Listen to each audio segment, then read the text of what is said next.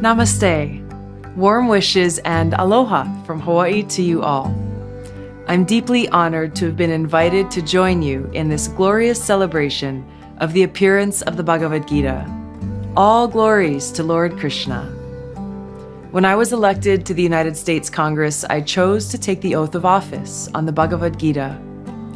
Many people have asked me why I made that choice, and for me, the answer is very simple.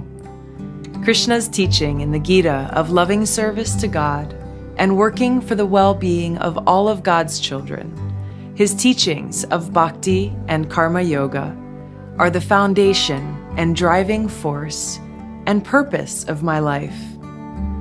The whole world today is in dire need of servant leaders.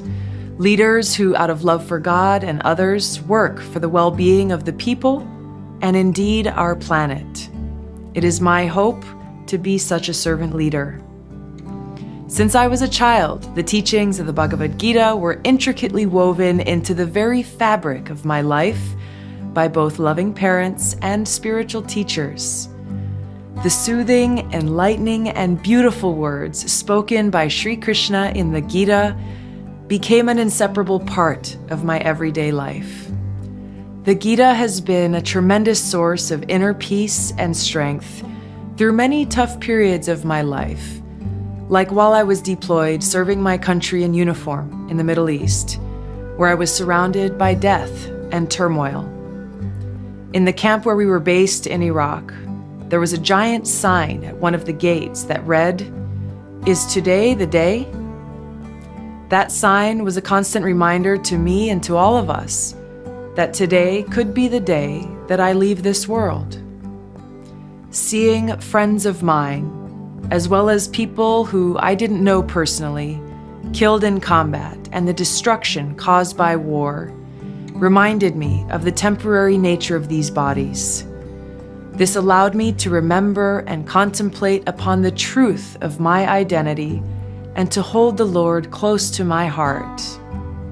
Some verses in the Gita that I turned to during these difficult times were, "That which pervades the entire body you should know to be indestructible.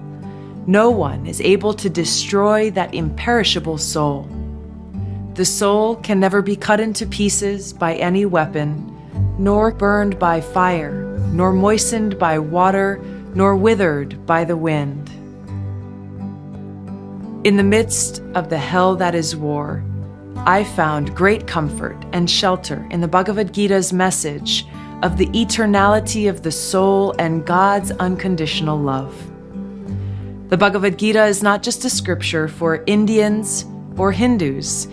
It's a scripture for all of mankind. Its transcendental message is now being appreciated by millions of people of all nationalities all over the world. The Gita does not call for conversion from one faith to another. It transcends sectarianism. The Bhagavad Gita is relevant to all of us because it answers the deepest questions of life. No matter what our ethnicity, race, or caste, no matter what our gender, age, economic status, or education, every single one of us wants and needs to know the answers to the questions, who am I? What is the purpose of my life? Where can I find true happiness? And what is death?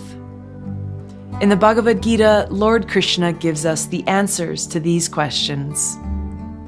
In closing, let me share with you Lord Krishna's conclusion in the Bhagavad Gita. Krishna says in verse 1865, "Always think of me, become my devotee, worship me and offer your homage unto me. Thus you will come to me without fail. I promise you this because you are my very dear friend." In verse 1866, he says, "Abandon all varieties of religion and just surrender unto me. I shall deliver you from all sinful reaction. Do not fear."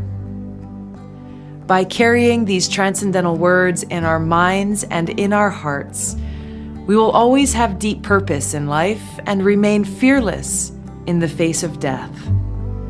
Please accept my best wishes. Namaste. Jai Shri Krishna. Jai Bhagavad Gita.